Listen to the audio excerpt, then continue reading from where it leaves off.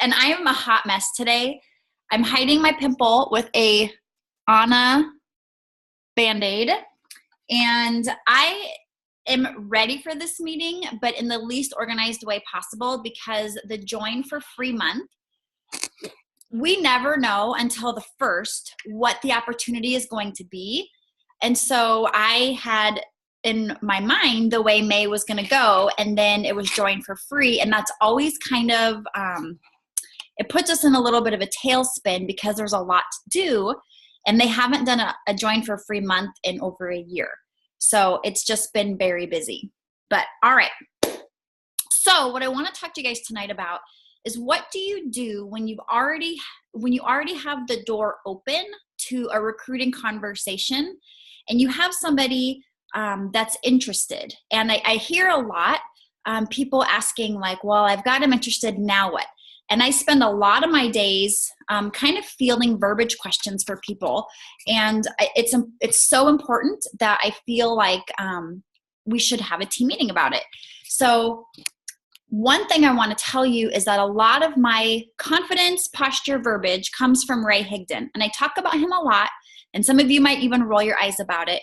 But he knows his stuff. And so Ray Higdon has a free podcast. It's called Home Business Profits. So if you do nothing else, start listening to that.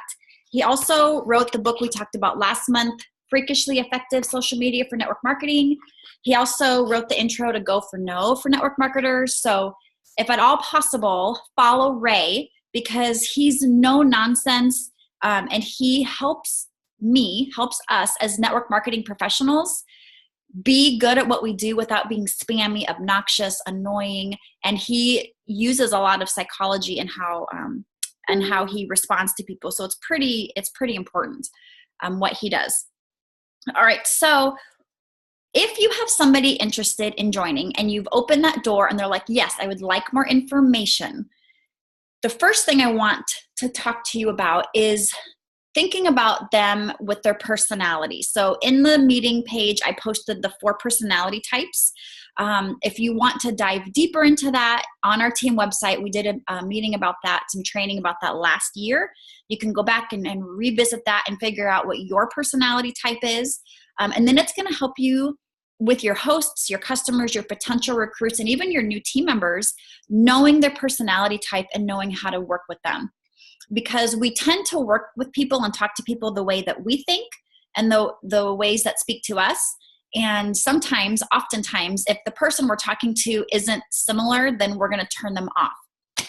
So the best example I have of that is for you green people. Green people like all the information, all the facts. They want all the details. They want to read all the fine print before they join. So a green personality has the tendency to assume, well, that's what I want, so I'm going to give that to everybody that is interested. So they're going to send all the information to their potential recruits. Now, if you're a blue person who is the fun, life of the party, I'm in it for a good time, receiving all of that, it's going to immediately turn you off. And you're going to think, this isn't for me. I'm not reading all of that. Too much. Okay, sorry. Can you guys hear that? Like crazy going on?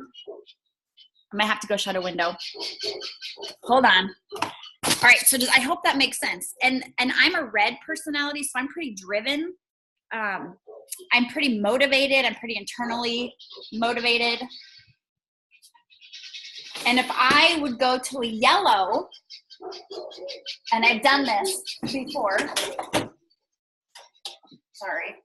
If I would go to a yellow person and talk about, the way to make money with this business is to build a team, and you want to make sure you go out and you're booking your parties, and I don't speak to the mission of Norwix or about people's feelings, that's going to turn them off, because that's not what speaks to a yellow.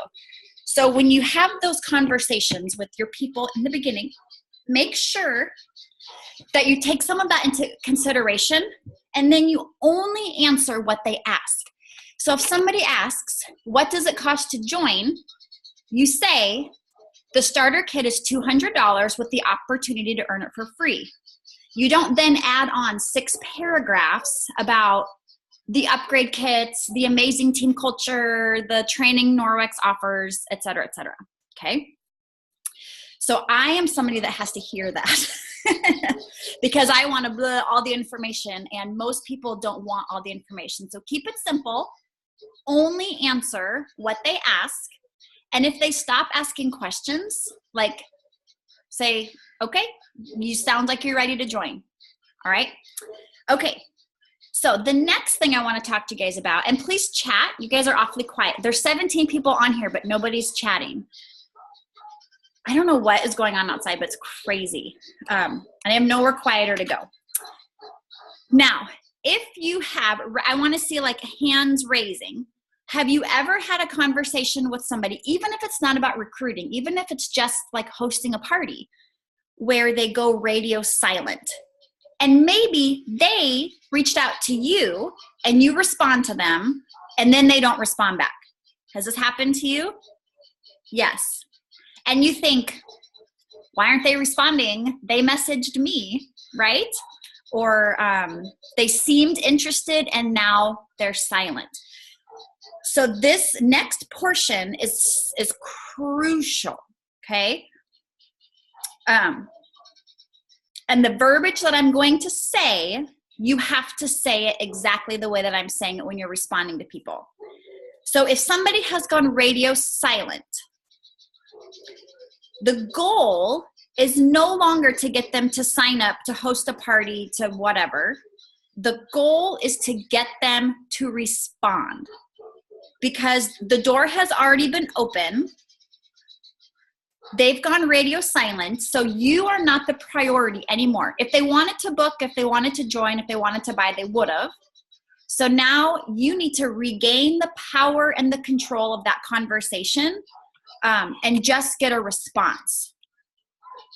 So part of what Ray teaches and part of what I've learned is that people have an expectation of network marketers. So if there's a salesman, you know, if they look at us as a spammy a salesman, and we message them, they message us, we message them, and then they don't reply, what do you think they think we're going to say? I want to see you typing in the box. If they've gone radio silent, the last communication was from me, and like say 4 days has gone by, and it's time to message them again, like, okay, it's been 4 days. What do you think they think I'm going to say?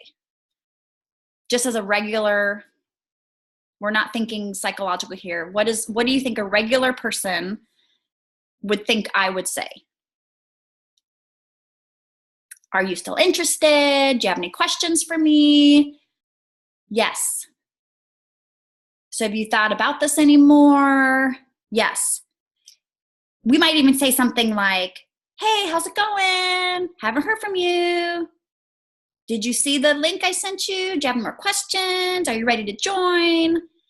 Now, let me tell you, those comments just wanted to touch base.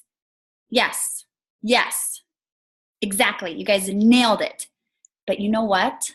Those phrases are nagging, because if they wanted to do it, they would have done it, okay? So you have to get the power back. And so for you yellows, I don't mean this in some aggressive, we're not taking their feelings into consideration. Like, we have to stay in control of the conversation. And so if you're a yellow, this is a stretch for you. But this is what you do. And it works. And those of you who've worked with me for a long time know this works. Wait 4 days minimum. So if the last message you sent them and they've gone radio silent, resist every urge in your body to message them for a minimum of 4 days. Go take a walk, go take a shower, drink some tea, but do not message them. Promise me you will not message them. And Alejandra, I know you've got somebody like this right now. Okay? And remember, your goal is response at this point. So after 4 days, and here's another thing, okay? Listen to this. Every time that you message a non-respondent with the, hey, how's it going? Did you see the blah, blah, blah? You lose more power. in their eyes. Even if they don't think, oh, she just lost power with me, that's their mindset. Like it's a subconscious thing. Every time you send a little message, you're losing power.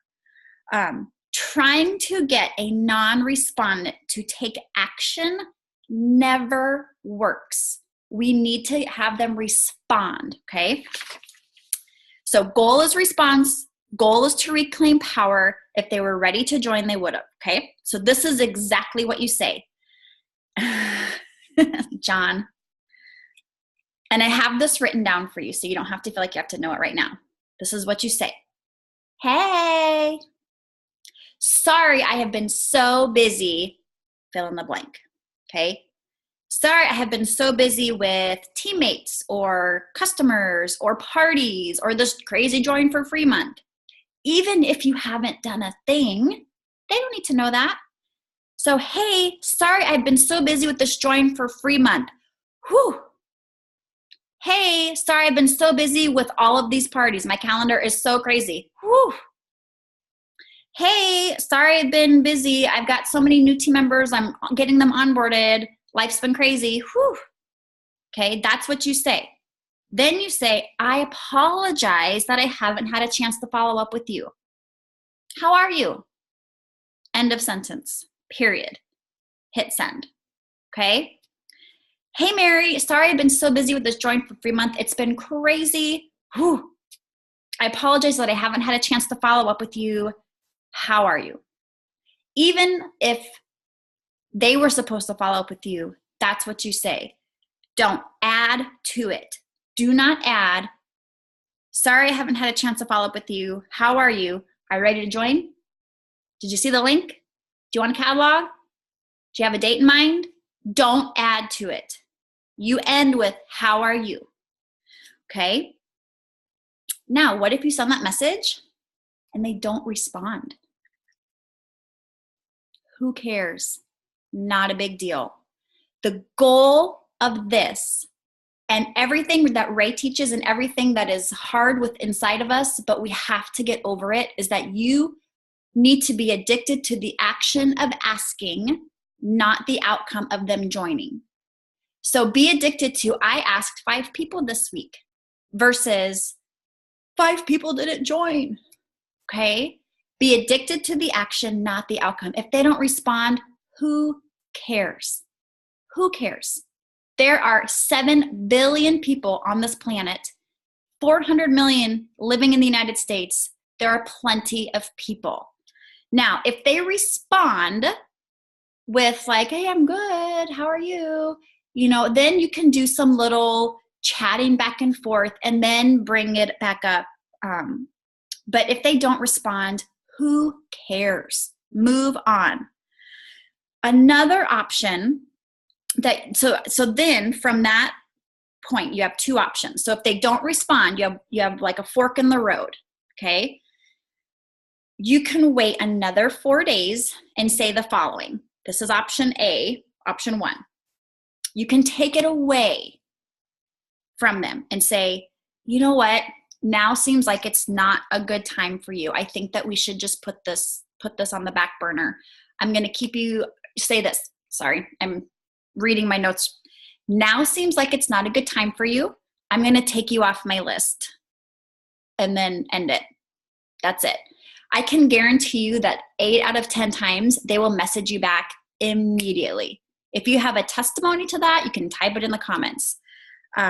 So taking it away is one option, especially if you have some kind of a connection to them or you feel like they really were going to join. I don't know what happened. So say, now seems like it's not a good time for you. I'm just going to take you off my list. And if anything changes, you know how to find me. Seriously, taking it away works almost every time. Or you can do this option. So if it's somebody maybe you met at a party, you're not super connected to, you don't have like a relationship with, here's your other choice. You can wait a month. So give it 30 days, write it in your calendar, and then say this. Hey, Mary, I know what I'm doing isn't a fit for you, but do you know anyone who wants to fill in the blank? Make some money on the side, teach others how to live toxic-free lives, educate people on chemicals, whatever. and then hit send. Most people won't respond, but that's okay. That just gives you a plan. Like, okay, they didn't respond at 4 days. I'm going to put them at 30 days. They didn't respond at 30 days. And then that's up to you if you want to follow up with them in the future after that or not. Okay, so that's a lot that I just gave you. Do you guys have any thoughts, questions? Type it in the comments because there's 20 people on right now and I don't want to unmute everybody. Yes, Lauren, and I do have this written up for you guys that I'm going to give you too. So now doesn't seem like a good time for you. I'm going to take you off my list. If anything changes, please, you know how to find me, or don't hesitate to reach back out to me. Amanda Cooper, is she on? Amanda Cooper has a good testimony to the taking it away. Yes, there were 2 options for people who don't respond in the 4 days. Well, if they don't respond in 4 days, that's when you say, I'm so sorry, I've been so busy.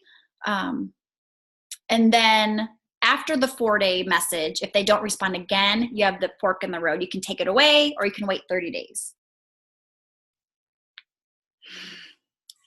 John, did I take it away from you? I don't remember. I don't know. John was like 6 months. Now, this isn't to say that, okay, so the average person to join, like we're specifically talking about recruiting tonight, the average person takes 4 to 7 exposures, asking them 4 to 7 times if they want to join. Like I think John was like over a 6-month period. This isn't for every situation. This is for the people that have gone radio silent. Like John was never radio silent with me. It was like, oh, this isn't a good time right now. Follow back up with me, or you know, it's the holidays. Like this is for radio silent people, and you all get them. Any other questions? What happened to using the word sorry? Yes, this is a different situation, Pam. So when you say, I apologize that I haven't gotten back with you. Sorry, I've been so busy. That's psychology, because they're expecting you to say, hey, how's it going? Haven't heard from you. Did you see the link? Did you want to join still? There's only 2 weeks left.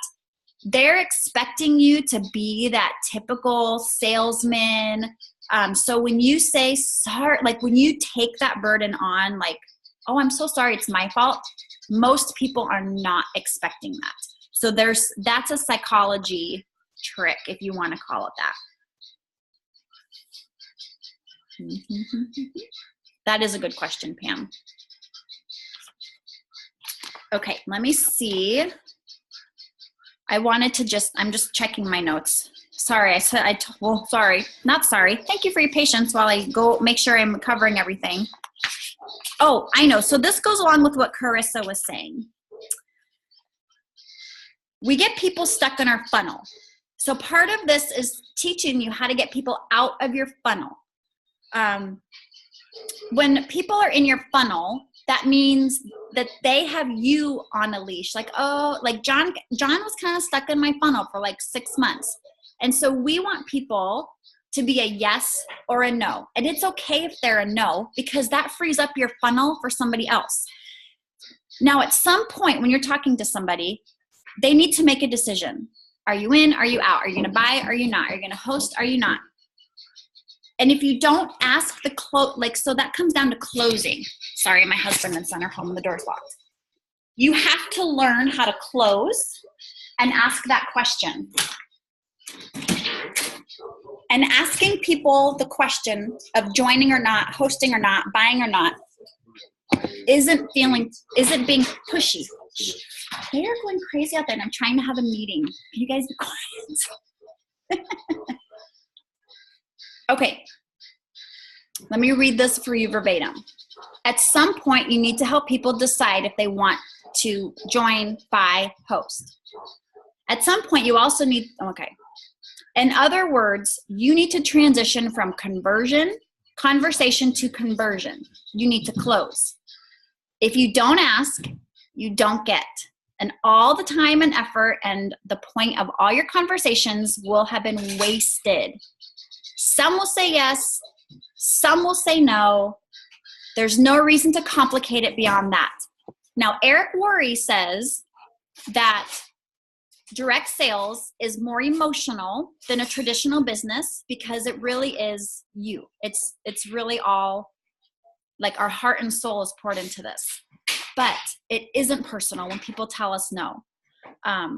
So a lot of people do complicate the closing. They associate the closing with being pushy, which I think is what Carissa was talking about earlier. And for some people, even hearing or reading the word closing makes them feel really uncomfortable. I get it, but don't worry. When it's time to close, I am certainly not talking about, neither is Ray, neither is anyone on Team Summit or even Norwich for that matter. We're not talking about being aggressive. We're not talking about being pushy. We're not talking about forcing people into something that they don't really want or that's not what's best for them. All we're asking is that you help somebody make a decision. They showed interest. They're stuck in your funnel. You just have to get them out of your funnel so the next person can come in. Because when people are stuck in your funnel and they're clogging it, like John, you clogged my funnel for 6 months. You know, you have a finite amount of time in your day. You're not able to then reach other people that could be potentially in your funnel, and you might be missing them. Like you might be missing people that need to be in your funnel. Now, some of you guys are in this with us. We're doing a separate Bible study devotional. And there was something in here that really like made me stop. Well, a lot of things have. Let's see. Let me find it. Mm-hmm. Okay, so the idea is that when you have your business, okay, so in this devotional, the author was talking about when the Israelites were wandering in the desert for 40 years and God told them, go take Canaan and take it all. Like I have this land for you, take all of it and I will be with you. But they didn't. They chose not to take it all. And so they missed out on blessings. They had punishments. Bad things happened because they chose not to take all that God had already given them. So what they had, so this for me was like a slap in the face. What they had because they chose not to take more. Do you see? So ask yourself these questions, and this is what I'm going to end on before I give you some reminders. What has God already promised you that you just haven't taken possession of? Like that, like stuck into my heart like an arrow. Like God has brought this business into your life. What has he put in front of you that you're not taking and claiming because people are stuck in your funnel? You're afraid. You don't want to feel pushy or aggressive when all you're doing is giving information and letting people make decisions. That's all this is. Yes, Rose. It was yes. So the idea is you can have all that you will take, and God won't give you more than you're willing to take. So if he has all of the potential out there for you, but you only take 8% of it, he's not going to just give you the other 92%. You have to go take it. It's there. You just have to take it. God won't give you more than you're willing to take. Perhaps if your business isn't where you want it to be, it's not because God took it away. Perhaps it's because you didn't take what was rightfully yours. So anyway, that is day 11 in our Seeking God's Heart, if you want to read it for yourself. So I hope that helps you with recruiting. I hope that this whole talk with verbiage helps you with getting people through your funnel. So a couple things. Starting June 1st, I'm going to be leading a 30-day separate from Team Summit Peeps group on recruiting. Every single day, there's going to be a task, an assignment. Sometimes it's out of your comfort zone. Sometimes it's reading something and posting. If you want to be in it, now what I've noticed is sometimes I'll start a group and it starts out strong for the first 5 or 6 days, but then by day 23, people are pooping out. If you want to be in the recruiting group, like be in it 100%. to really get that business to the next level. Like, I'm going to be there. We're going to do it together. If I give you an assignment, I'm doing it with you. Okay. So if you want to be in the 30 days of recruiting, and that doesn't mean you're recruiting a person a day. It's like building our capacity and our confidence in recruiting, then let me know and I will put you on a list for that group. And I think I might limit it to like 12 or 15 people so I can really coach you, because recruiting is a strength of mine. Verbiage is a strength of mine. Confidence, I don't lack in this area. So I feel like if I want to help you, I'm going to have to limit it. And June, we also have a goal of 100 parties. So I have 231 bags that I'm going to be giving away, $100 value to somebody when we hold 100 parties in June. And then I have a beautiful necklace from Noonday. Is that what it's called? Very beautiful necklace that I'm going to give away to the person with the highest party sales in June if we hit 100. So we have to hit 100 parties for both prizes to be given. And then tomorrow, our beautiful Carissa Martin, who just was live, and our team page is going to be going live with a live Q&A. And this is about anything, product questions, money questions, tax questions, because she's a tax person. No, she's not a tax person. Mom questions. She's got 4 kids and 2 toddlers. 2 of them are toddlers. So like, how do you do this with 4 and 2 at home? Like any questions. Carissa will be going live tomorrow. And then we're going to start doing that every Tuesday. Then I will be doing the next Tuesday, and then the next Tuesday will be Karen. So the 3 of us will just be rotating through the Tuesdays for live Q&A. And that's it. So I'm going to hop off. Thanks for listening. I'm going to go back to the Facebook group or the event and post our last post. Good night. Okay, now how do I end meeting for all?